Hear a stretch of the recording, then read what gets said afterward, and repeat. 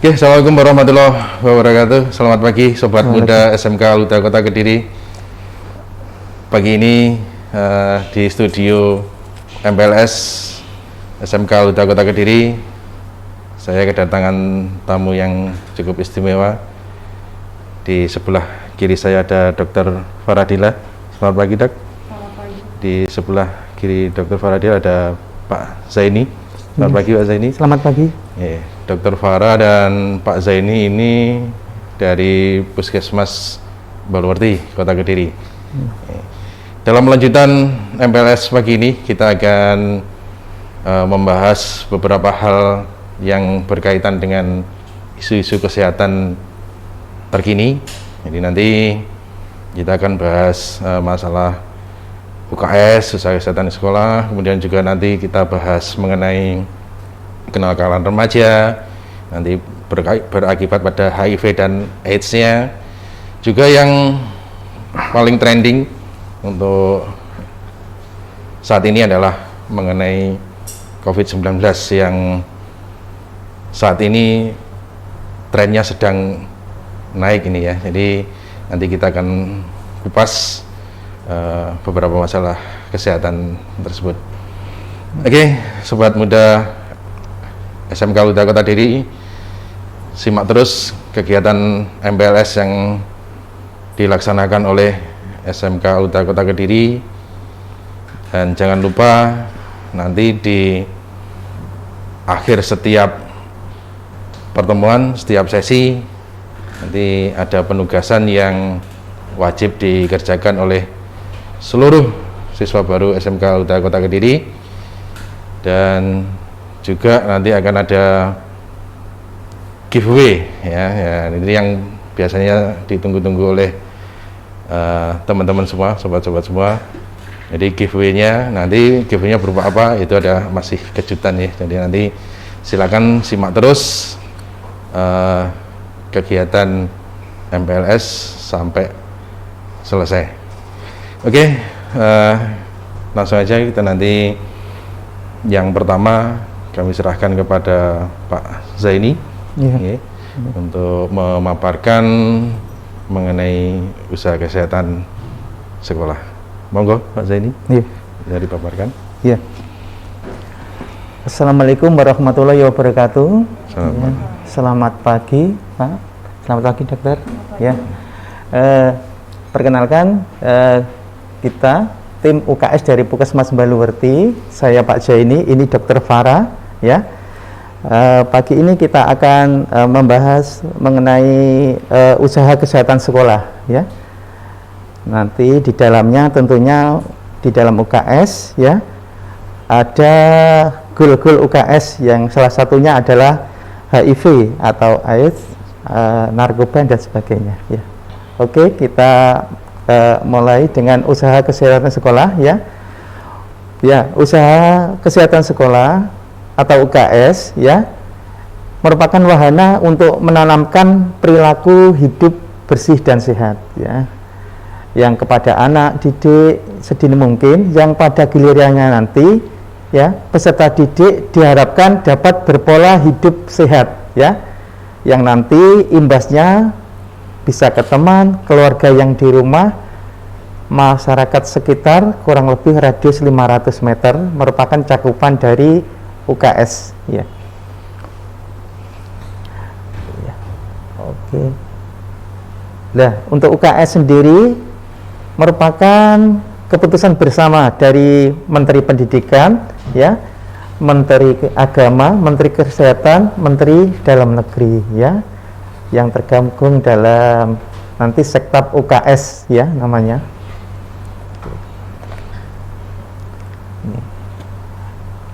Ya, ini anak usia sekolah ya. Menurut Undang-Undang Nomor 23 2002 tentang perlindungan anak ya. Anak ya umur 0 sampai 18 tahun ya. Anak usia sekolah 6 sampai 18 tahun ya. Untuk remaja 10 sampai 19 tahun ya. Jadi nanti yang kita tindak lanjuti, kita bahas mengenai salah satunya kenakalan remaja ya dokter ya. yang terdapat di UKS ini ya. Ya, ini untuk persyaratan sekolah UKS ya. Jadi sekolah UKS ya, salah satu persyaratan ya, ada kader terlatihnya ya, 10% dari jumlah siswa. Semisal ada 100 siswa, harus ada kader UKS-nya 10 ya, 10%-nya. Ada guru pembinanya ya, tentunya di sini sudah ada juga. Ada tim pelaksana UKS ya, ada ruang UKS, ada kegiatan UKS atau trias UKS ya. Kalau di SMK Al-Huda ini tentunya bukan ruang UKS-nya, sudah ada balai pengobatannya ya, Bapak ya. Jadi ada dokter penanggung jawab maupun ada tim kesehatan yang insya Allah sudah memenuhi syarat untuk sekolah UKS-nya ya. Ya. Sedangkan untuk visi UKS-nya ya, mewujudkan generasi muda yang sehat, mandiri dan tangguh ya. Untuk misinya ya, 1, kemandirian hidup sehat dan bersih ya, kemampuan menanggulangi pengaruh negatif ya, narkoba, seks bebas, kenakalan remaja ya. Yang ketiga, memiliki wawasan yang luas ya. Nanti untuk pengaruh negatifnya salah satu yaitu ya, narkoba, nanti jangan sampai terjerumus ke arah penyakit HIV atau AIDS ya. Untuk logo UKS-nya ya, setiap sekolah ya, mulai dari TK sampai SMA tentunya sudah ada, tiap sekolah pasti ada logo tentang UKS ya. Ini program UKS atau trias UKS ya, yaitu pertama ada pendidikan kesehatan. Jadi anak didik ya, baik intra maupun ekstrakurikuler, tiap sekolah pasti ada tentang pendidikan kesehatan ya. Terutama di musim pandemi ya, bagi bapak ibu guru ya, sudah dilaksanakan, kita sudah bolak-balik ke SMK Al-Huda ya, prokesnya sudah dijalankan, baik mulai dari siswa pertama datang yang dulu ya, terus sudah ada untuk pengukur suhu dan cuci tangan pakai air mengalir, pakai sabun, insya Allah sudah ya.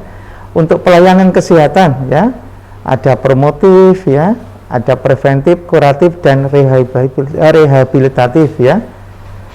Terus lingkungan sekolah sehat ya. Oke.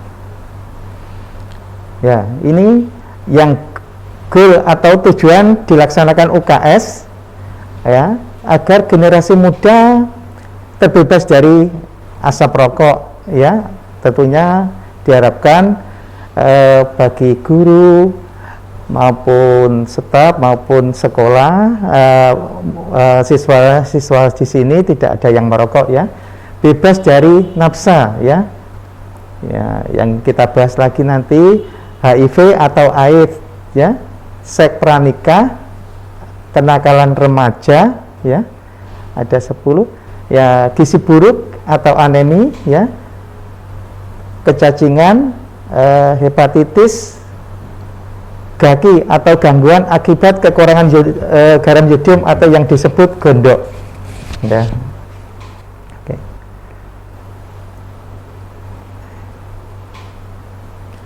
Ya, ini untuk strata pelayanan kesehatan UKS ya, dari minimal, standar, optimal maupun paripurna ada di setiap tingkat TK sampai SMA ya, SD, SMP, SMA ya, semua ada strata tentang UKS ya. Ini untuk kader UKS-nya.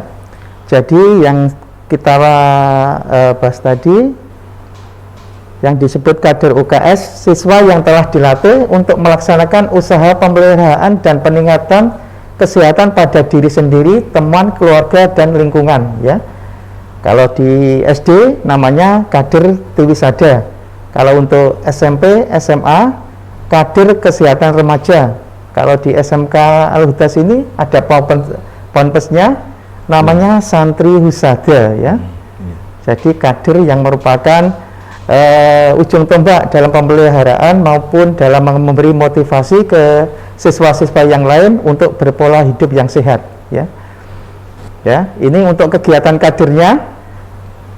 Dalam melakukan kegiatan kader UKS dibagi menjadi kelompok atau pokja, ya, sesuai dengan pos yang ada, ya. Tujuannya biar optimal hasil kegiatan UKS dan berjalan selaras, ya. Ini pokja atau kelompok kerja yang ada di UKS, ya, di ruang UKS, ya. Misalnya dilatih untuk mengukur suhu badan, tensi, ya, ngitung nadi, pertolongan pertama pada kecelakaan dan sebagainya. Di warung sekolah misalnya, kader di warung sekolah, ya, untuk hidup bersih, misalnya sebelum makan atau sebelum pegang sesuatu makanan harus cuci tangan pakai air yang mengalir dengan sabun, ya. Sanitasi dan lingkungan sekolah, misalnya menerapkan Jumat bersih atau mungkin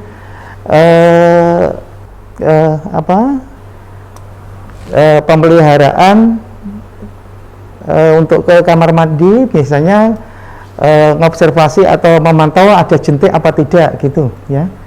Untuk kebun sekolah atau toga, ya, tanaman obat keluarga yang tentunya bisa bermanfaat buat kesehatan di sekolah, ya. Di masjid, ya, radius 500 meter biasanya anak-anak diikut sertakan dalam kegiatan posyandu, baik posyandu balita maupun posyandu lansia, ya, koperasi sekolah, perpus dan lain-lain, ya. Ya.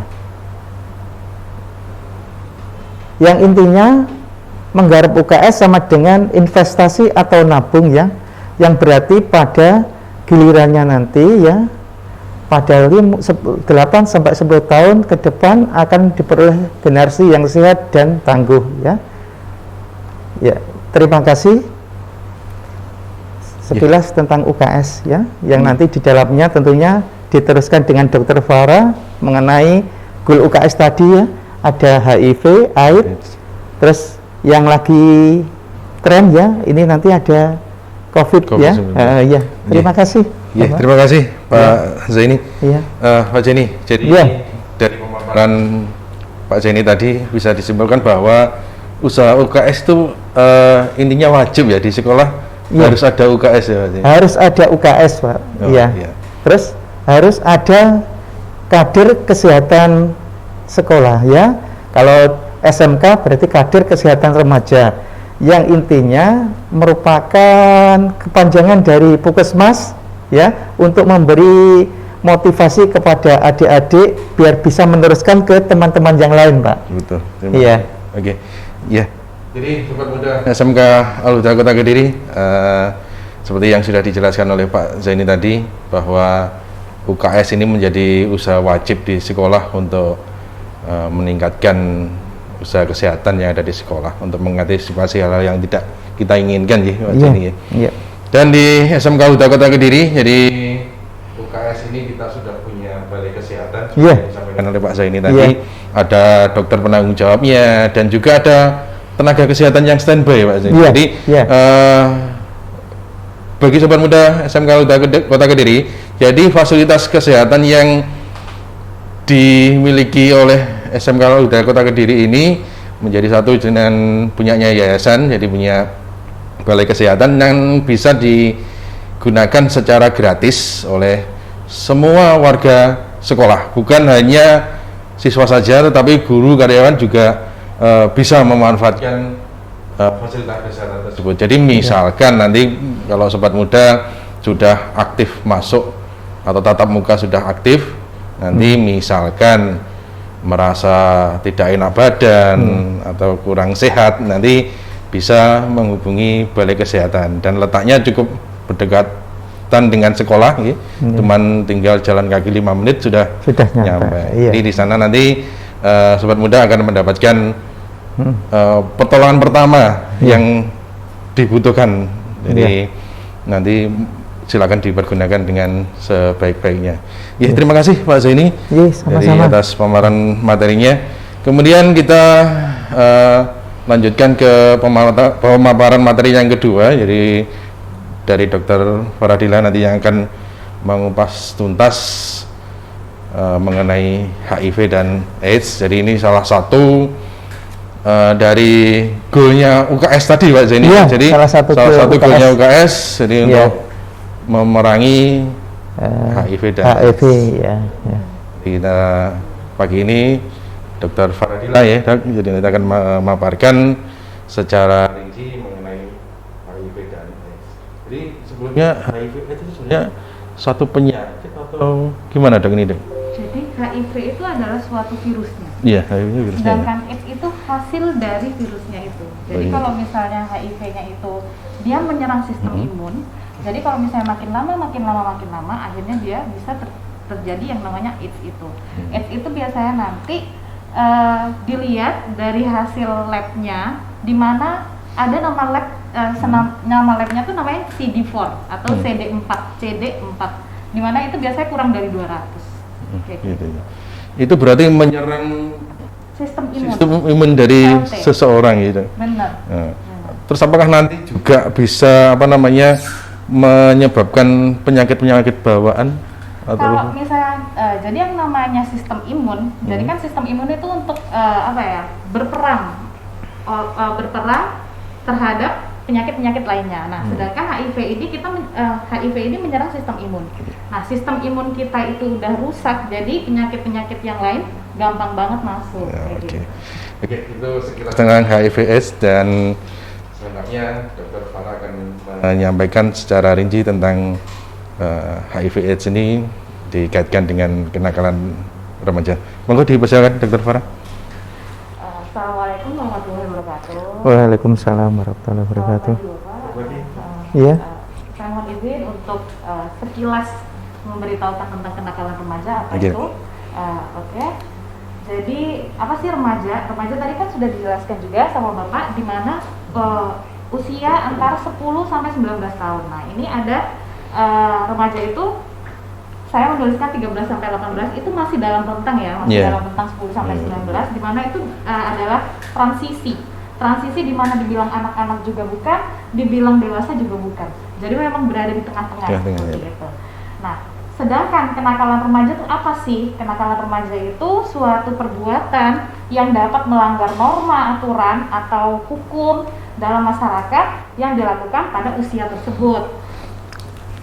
Nah, apa saja sih kenakalan remaja? Nah, ini yang paling sering ya. Ada merokok, ada free sex, ada bullying, ada narkoba. Nah, di mana di sini tuh bisa menjadi lingkaran setan. Lingkaran setan ini yang nanti bisa salah satunya menjadi HIV. Nah, di sini merokok. Merokok tuh pasti banyak lah ya merokok, namanya juga anak muda gitu. Kadang kan pengen coba-coba merokok tuh kayak apa kok kayaknya keren nih merokok gitu. Nah, merokok tuh ada banyak macamnya. Ada rokok filter yang paling sering di sini, terus habis itu ada cerutu. Cerutu biasanya tuh nggak ada filternya, jadi kayak cuman tembakau digulung gitu aja, terus habis itu dibakar. Terus ada sisa ini rokok Arab, mungkin ini adalah asal muasal terjadinya adanya vape. Sekarang kan yang terkenal kan vape ya, terus habis itu di sini ada pipa cangklok. Nah, faktor apa sih yang mendorong untuk merokok, apalagi untuk anak muda zaman sekarang ya? Nah, yang pertama ingin nyoba cita rasa. Cita rasanya tuh kan pasti ya di iklan-iklan rokok, ini rasa mentol, cappuccino, teh hitam dan lain-lain. Kayak vape juga macam-macam banget. Ada mint, ada cupcake kayak gitu-gitu ya. Nah, itu biasanya juga karena murah dan gampang dicari, akhirnya gampang orang-orang untuk mencoba kayak gitu. Terus habis itu untuk anak-anak muda, dia biasanya ingin tampil maco, gaul, terus habis itu dianggap dewasa kayak gitu-gitu. Terus habis itu misal ada tongkrongan nih, satunya dia merokok, terus habis itu satunya kamu gak setia kawan nih kalau misalnya nggak ngerokok kayak gitu. Akhirnya dia ngikut. Terus habis itu ada persepsi bahwa kalau misalnya rokok itu bisa ngilangin stres kayak gitu kan. Terus habis itu biasanya juga sosialisasi sih yang paling ini banget. Jadi karena komunitasnya itu rokok semua, ya udah masa saya nggak ngerokok kayak gitu kan. Dan biasanya bisa untuk ngusir rasa sepi, jenuh, dan galau. Nah, di sini ada bahaya rokok. Ternyata rokok itu dari atas sampai bawah itu tuh semuanya bahan kimia ya. Bahan kimia di mana tuh yang paling gampang deh, yang cewek-cewek pakai mau ngilangin kuku, cat kuku pakai aseton. Ternyata ada asetonnya. Terus habis itu ada karbon monoksida. Karbon monoksida tuh biasanya hasil dari knalpot. Hasil dari knalpot, kenapa nggak ngirup knalpot aja daripada ngirup rokok, ya kan sama aja gitu kan.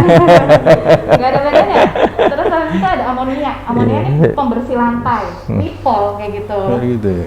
Apa gunanya gitu kan, kita pembersih lantai buat ngebersihin, sedangkan ini dimasukkan gitu kan untuk merokok. Jadi kalau misalnya adik-adik mau ngerokok, mau nggak dipikir-pikir dulu aja ya, dipikir-pikir dulu, jangan dilihat kerennya, jangan dilihatnya sakitnya, ya, karena tuh sehat itu mahal banget, ingat itu. Terus habis itu selanjutnya ke narkoba. Jadi narkoba itu ada 3 macam, ada 3 macam, adik-adik. Jadi ada depresan, biasanya itu menekan sistem saraf pusat. Maksudnya depresan itu, jadi habis make nge-fly, salah satunya alkohol. Jadi setelah minum alkohol jadi mabok ya kan Pak, mabok, nge-fly, gitu-gitulah, jadinya ya bikin gak sadar. Mungkin dia merasa tenang dengan kayak gitu, tapi sebenarnya itu tidak baik. Terus habis itu yang kedua ada stimulan. Biasanya dia merangsang saraf pusat, di mana yang depresan itu turun, nge-fly dan lain-lain. Stimulan dia up. Maksudnya up itu adalah bahagia, senang, gairah banget. Jadi kayak pertamanya letih, lesu, lunglai, keluar jalan-jalan, cari makan. Jadi biasanya tuh apa ya, meningkatkan kepercayaan diri, benar meningkatkan kepercayaan diri, tapi itu bukan fisiologis dari kita gitu ya, nggak sehat gitu ya. Terus habis itu ada halusinogen. Halusinogen itu biasanya dia tuh habis minum, habis makan, dia bisa melihat sesuatu yang sekiranya itu nggak nyata gitu loh. Mungkin halusinasinya mungkin melihat ada orang di situ, ada ini, pokoknya intinya halusinogen, halu. Zaman now kan dibilang halu ya. Oke. Terus habis itu apa sih bahaya narkobanya? Nah, kalau misalnya dari aspek kesehatan, yang pertama sih pasti merusak organ, karena itu kan bahan-bahan kimia, ya kan? Bahan kimia yang dimasukkan ke dalam tubuh, itu otomatis bukan yang harusnya ada di dalam tubuh dimasukkan ke tubuh, pasti nanti akan merusak organ-organ tubuh. Terus habis itu yang kedua HIV/AIDS. HIV/AIDS itu mungkin dari penggunaan jarum suntik. Seperti itu. Terus kalau misalnya terlalu banyak menggunakan bisa overdosis. Kalau misalnya udah overdosis ya otomatis nanti terakhirnya jadi kematian. Gitu. Kalau dari aspek psikososial, ya kalau misalnya biasanya kan narkoba tuh mahal ya, sebenarnya mahal. Jadi kalau misalnya mau beli dan kita udah ketagihan, pasti otomatis ada yang namanya kriminalitas. Kriminalitas entah mencuri kayak gitu kan untuk dapat uang. Terus habis itu ada kejahatan seksual. Biasanya kan orang yang pakai narkoba dia kan nggak 100% lagi pikirannya kan, jadi bisa melakukan kejahatan seksual. Terus habis itu ada bullying sama ketidakharmonisan keluarga. Mungkin marah-marah terus kayak gitu ya. Nah, selanjutnya free sex. Salah satu kenakalan remaja juga. Nah, mungkin awal-awal cuma pacaran kelewatan jadinya free sex ya. Apa sih bahayanya seks itu sebelum menikah? Jadi pasti yang pertama gagalnya cita-cita, ya kan Pak? Terus habis itu ada kehamilan yang nggak diinginkan, ya otomatis itu dosa ya. Terus habis itu apalagi yang didapat, udah dosa, udah nggak dapet cita-cita, hamil di luar nikah, ada yang namanya penyakit menular seksual yang didapat. Terus habis itu juga lama-lama dia punya penyakit menular seksual, lama-lama juga ketahuan sama temennya, ketahuan sama orang tuanya. Jadi kan kayak akhirnya tidak baik lagi gitu kan. Benar kayak gitu. Nah, ini bahaya seks bebas. Nah, dari aspek kesehatan yang pertama adalah HIV/AIDS lagi yang diomongin ya. Terus yang kedua ada kutil kelamin, yang ketiga infeksi kelamin, yang keempat ada sifilis, dan yang kelima ada gonorrea. Nah, ini yang 2, 3, 4, 5 itu adalah PMS. Jadi penyakit menular seksual.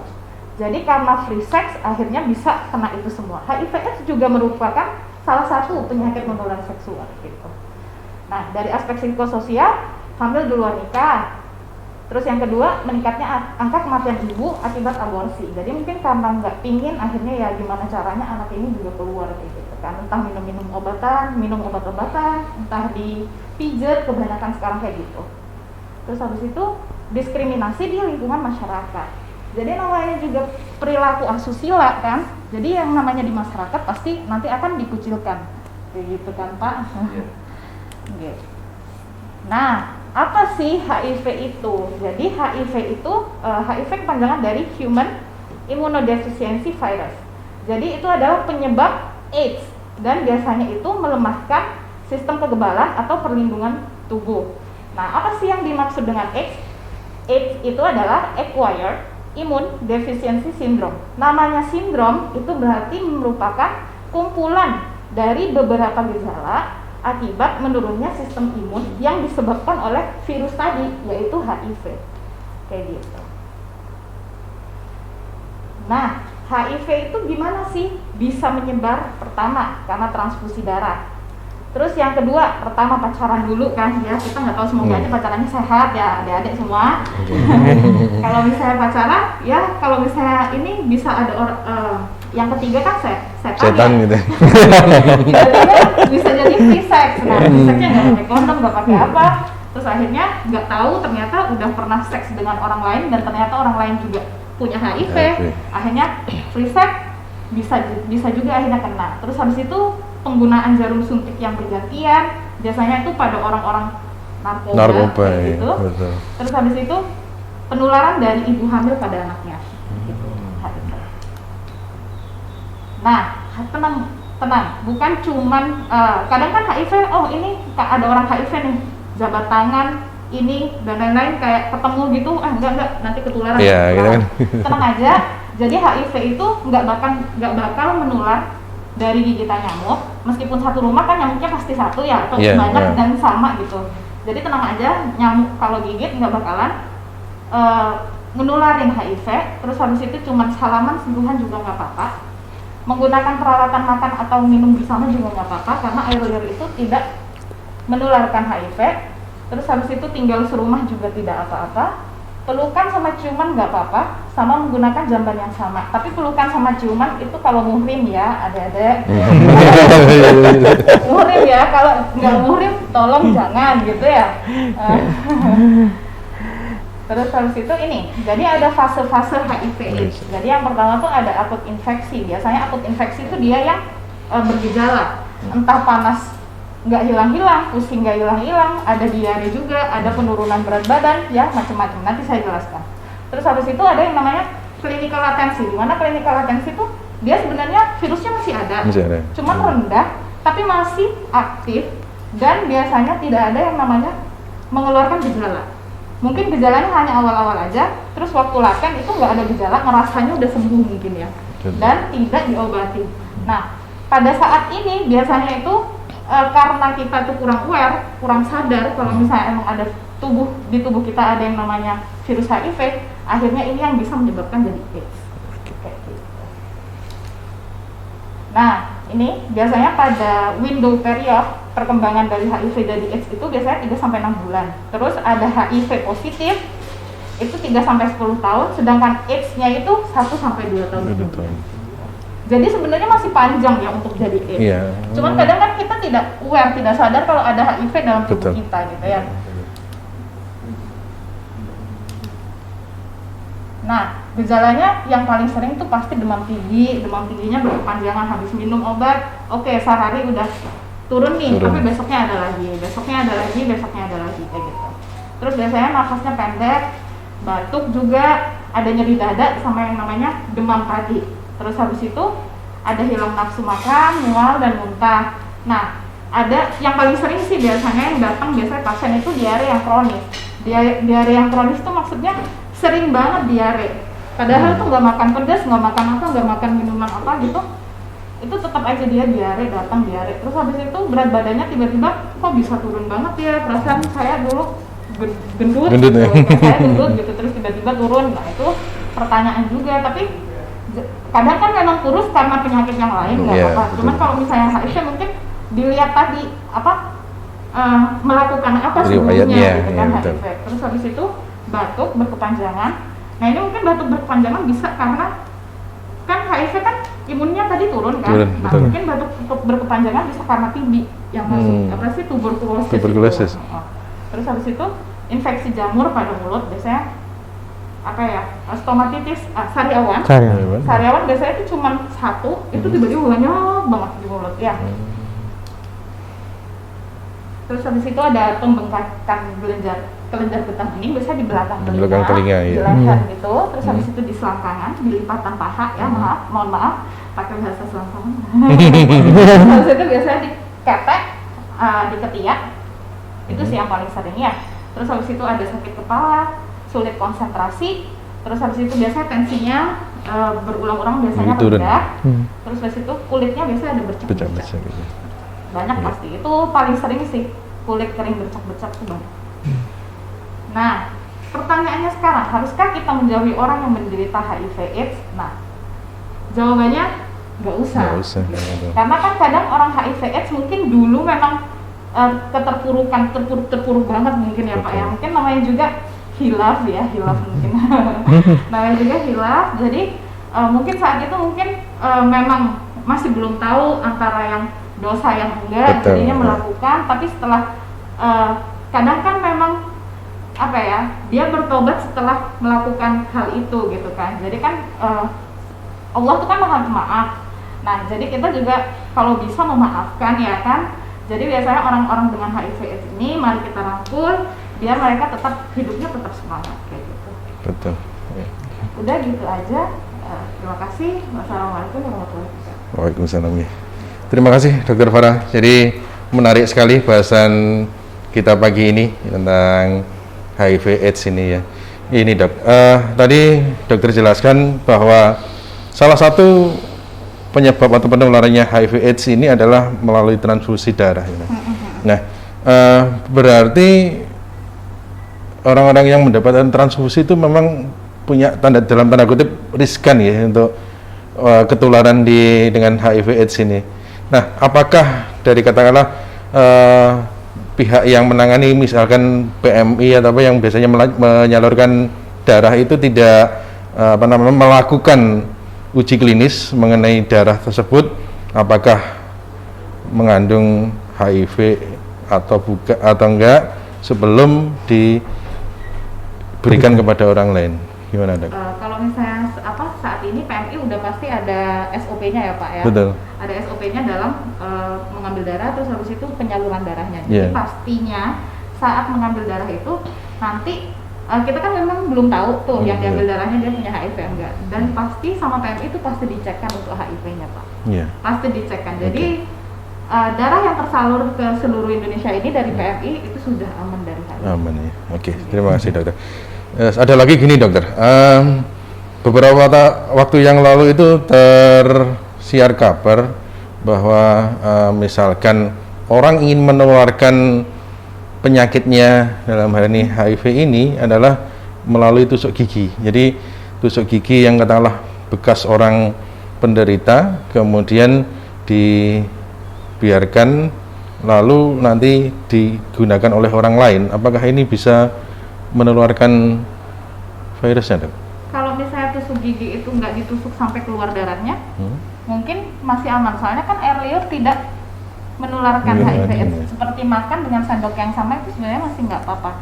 Tapi kalau misalnya tusuk giginya mungkin ditusuk sampai keluar darah, terus habis itu dipakai sama orang lain, dan orangnya juga ketusuk gitu tusuk gigi juga, ya itu mungkin bisa kayak gitu. Tapi kalau misalnya memang ini kadar Allah semua ya Pak ya. Iya, betul. Jadi gimana ya?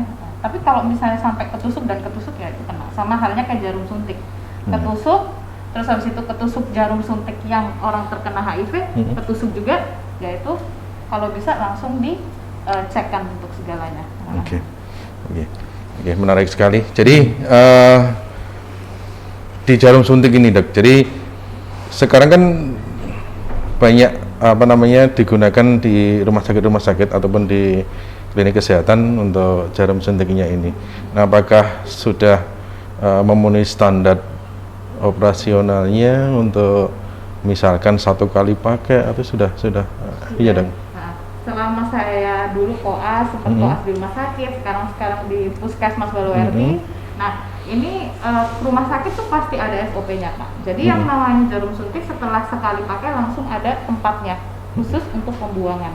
Dan limbahnya pun nanti ada yang memproses limbahnya. Jadi nggak langsung dibuang gitu aja di tempat sampah, enggak. Nanti gitu pasti ya. ada. Jadi SOP-nya ya 1 jarum pasti 1. Kalau misalnya ketahuan 1 jarum untuk berbareng-bareng ya pasti nanti ada masalah dengan rumah sakitnya dan tutup. Ada akhirnya. sanksinya ya gitu. Ada sanksinya. Tapi sebelum dibuang ke pembuangan pasti ada ini ya, ada perlakuan khusus supaya nanti lebih ramah lingkungan atau lebih aman lah, intinya seperti itu ya, Dok. Nanti ada bagian yang limbah, Pak, sendiri khusus. Bagian untuk pembuangan limbah penyakit atau limbah kesehatan lah, limbah rumah sakit, limbah puskesmas itu nanti emang ada khusus. Oke, terima kasih. Jadi Sobat Muda SMK Ultra Kota Kediri, jadi misalkan ada sesuatu yang ingin ditanyakan bisa di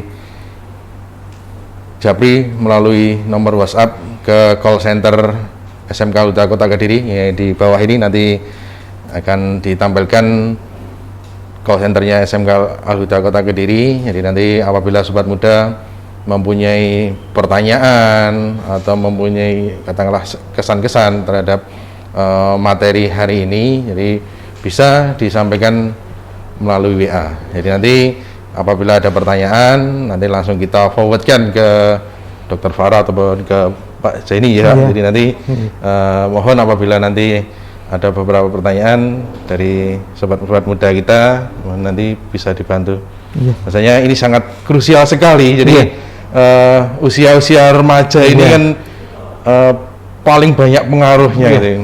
Apalagi di musim pandemi seperti ini ya, Dok. Jadi kegiatan sekolah sudah istilahnya off, semua daring.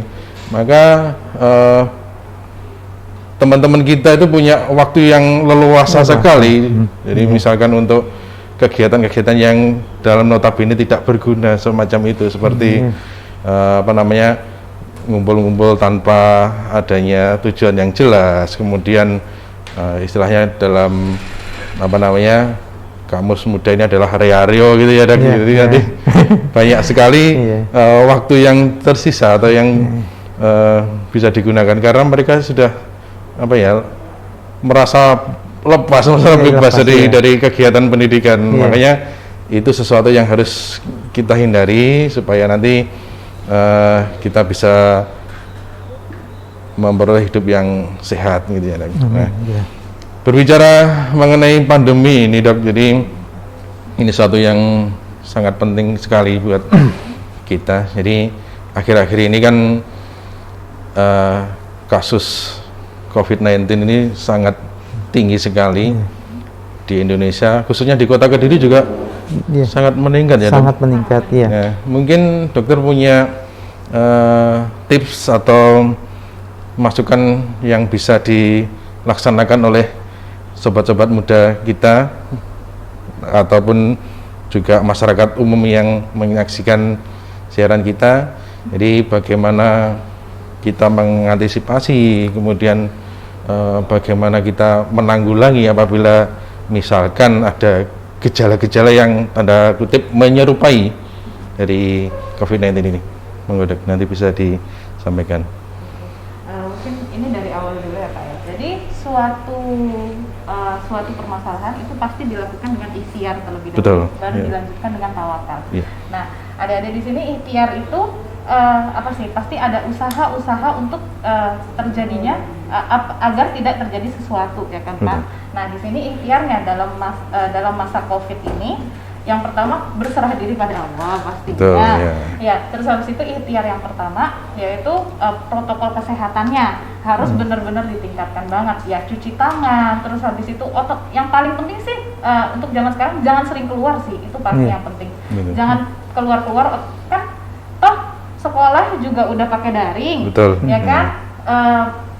Tugas-tugas semua juga udah online ya kan, nggak perlu lah kita untuk nongkrong ya kan. Kalau misalnya cuma beli makan ya udah makan dibungkus pulang, terus habis itu jangan lupa untuk cuci tangan, kalau misalnya dari luar, ganti bajunya jangan lupa dicuci, terus habis itu juga bersih diri dari atas sampai bawah gitu kan. Pakai masker sih otomatis kalau keluar pakai masker. Yang sekarang itu kan ada varian-varian baru. Betul. Sekarang dulu mungkin maskernya 1 lapis.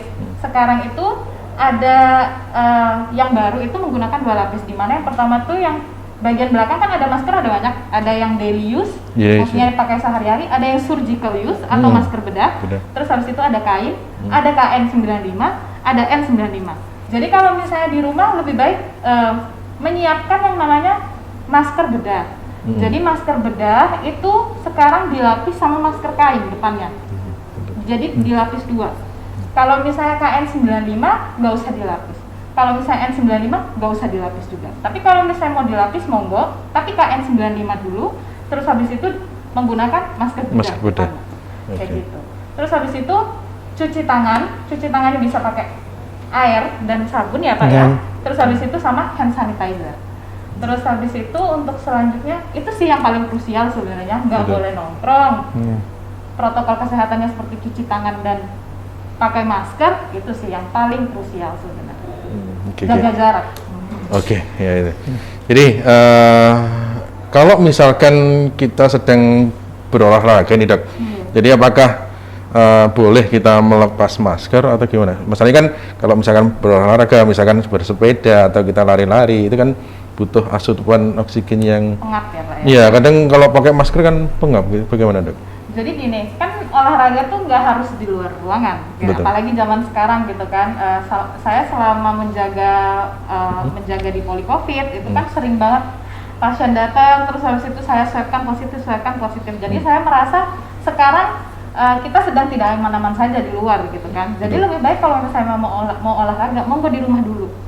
Di rumah dulu sekarang ada YouTube, ada aerobik, bisa zumba, bisa ikutin aja gerakannya. Mending di rumah aja bisa lepas masker kita. Sedangkan keluar bolehlah kalau misalnya memang kayak sepeda gitu. Kalau misalnya saat masih banyak kerumunan pakai masker, di saat memang nggak ada siapa-siapa monggo maskernya dibuka. Bisa ya. Tapi saya harapkan mending di rumah aja ya. Karena kalau misalnya berpikiran untuk nanti nggak ada orang, kan kalau misalnya semua berpikiran seperti itu akhirnya ketemu di luar banyak Pak. Banyak jadi kerumunan lagi itu ya. Nah, jadi kerumunan lagi. Oh ya, kayaknya banyak deh orang yang nggak keluar. Kayaknya banyak. Ternyata bukan cuma 1 orang yang berpikiran kayak gitu. Ternyata keluar, ketemu banyak orang, nggak pakai masker udah gitu kan. Akhirnya bisa tuh jadi penyebaran di situ. Kalau dari pola makan Dok, jadi kan pola makan juga berpengaruh terhadap sistem kekebalan tubuh. Ini gimana Dok?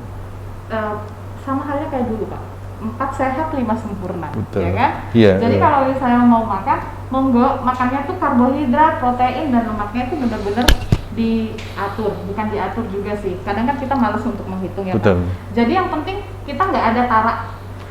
Saya nggak suka makan ini, saya nggak suka makan ini, hanya nggak dimakan. Monggo dimakan aja semua. Gitu ya. Dimakan aja semua, makan yang banyak untuk saat ini ya, karena memang kita butuh banget gitu kan. Karena vitamin itu nggak cuman dari suplemen dari makanan, itu vitamin sebenarnya banyak banget gitu kan.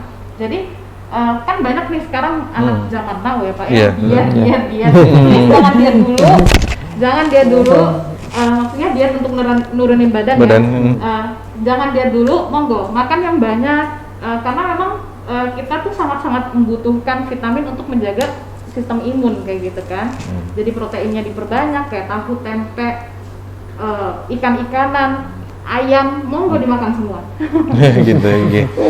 Terus sebenarnya gejala yang paling sering ditemui ketika seseorang bisa dikatakan terkena COVID ini apa Dok? Biar nanti teman-teman atau sobat muda SMK itu paham, jadi kalau misalkan saya merasa seperti ini harusnya melakukan isolasi mandiri atau menghubungi layanan kesehatan terdekat, bagaimana gitu Dok? Jadi kalau misalnya selama ini dari awal-awal itu yang paling banyak tuh panas, batuk kering, terus habis itu biasanya ada penghilangan penciuman Pak atau anosmia, sama ageusia, maksudnya nggak bisa ngerasain ini manis apa asin ya, atau apa ya ini kayak nggak ada waktu makan itu nggak gitu ada rasanya. Itu yang awalnya. Tapi semenjak saya sekarang jaga poli, macam-macam Pak, macam-macam. Ada yang batuk berdahak, pilek juga ada, diare pun ada gitu kan. Diare doang, panas nggak ada, ini nggak ada diare, tapi ternyata dia punya kontak sama keluarga yang positif. Terus akhirnya saya juga, oh kayaknya saya swab aja. Ternyata dia cuma diare, ternyata hasil swabnya positif. Kayak gitu.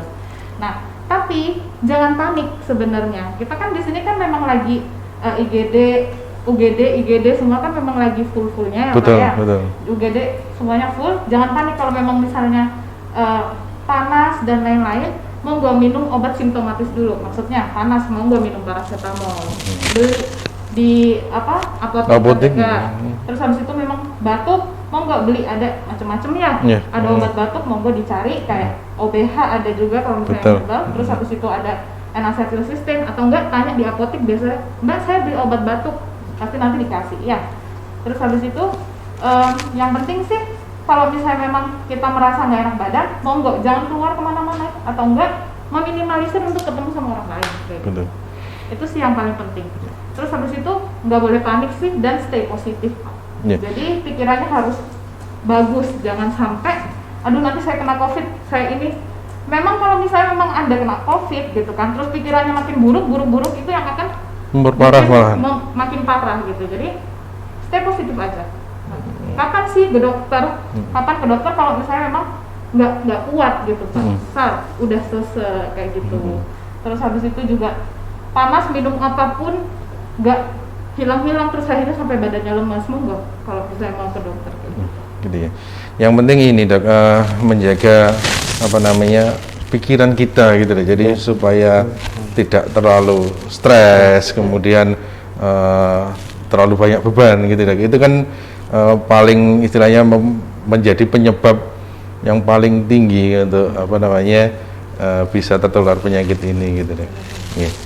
Mungkin dokter punya istilahnya semangat untuk sobat-sobat muda SMK Al Huda Kota Kediri, karena kan pada saat ini kita pembelajarannya kan daring terus jarak jauh gitu Dok. Jadi nanti mungkin dokter bisa memberikan semangat kepada siswa kita supaya bisa melaksanakan kegiatan pembelajaran dengan baik. Dipersilakan Dok. Oke, begini, mungkin saya ada ini Pak, ada quotes, bukan quotes sih sebenarnya, mau ngasih tahu kalau misalnya kan sekarang zaman HP nih Pak. Betul. Iya. Zaman HP minta tolong banget. Jadi kan sekarang banyak banget konspirasi masalah COVID ini ya. Iya, betul. Mungkin saya mau ngasih saran aja. Okay. Jadi kalau misalnya memang kalian itu ingin tahu apa sih COVID itu, terus habis itu sebenarnya apa, monggo bacanya tuh jurnal ya.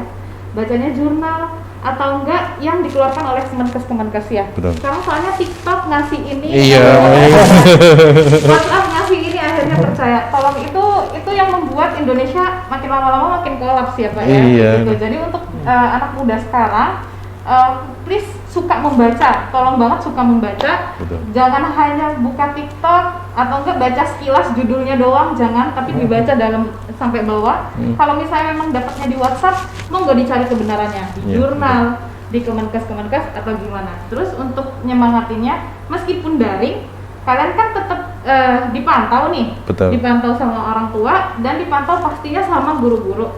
Jadi semangat aja sih, nggak ada sih, itu pasti yang terbaik sih. Betul. Ingat aja, itu pasti terbaik, sangat-sangat terbaik. Daripada kalian ke sekolah ternyata nggak terbaiknya mungkin ketemu sama orang-orang jatuhnya bisa sakit juga. Sedangkan daring udah di rumah aja, kalian bisa belajar dengan enak, waktunya juga banyak.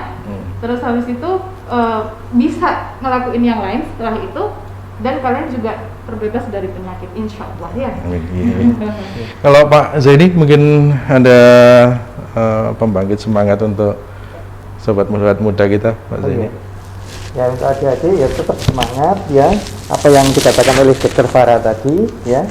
Ini terutama ya di lingkungan Kota Kediri ya Pak. Betul. Ya, Kota Kediri ini kan sekarang sudah dilakukan jam istilahnya setelah jam 8 malam sudah lampu-lampu di jalan sudah ditutup ya, untuk menghindari kerumunan juga gitu Pak.